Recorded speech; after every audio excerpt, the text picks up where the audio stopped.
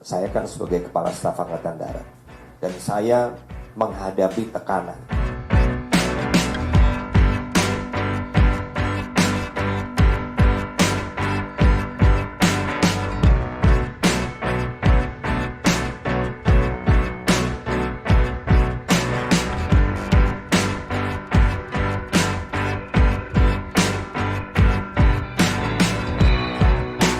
Tekanan itu pasti ada.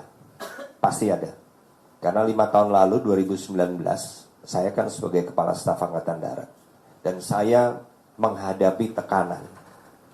Tinggal kita memilih. Saya memilih mau ditekan atau enggak.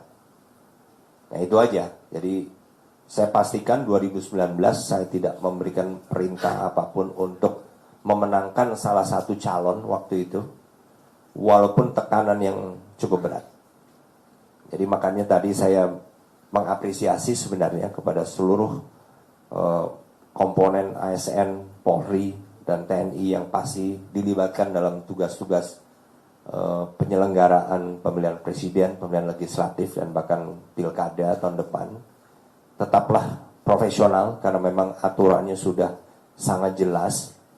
Nah, kalaupun ada oknum-oknum, dan oknum itu kan bukan hanya di bawah, bisa saja oknum itu di atas.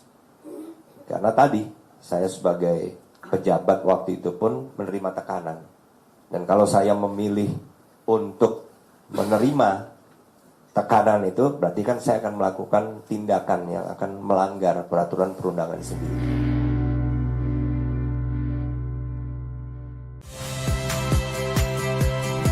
Saya Rahmat Ibrahim.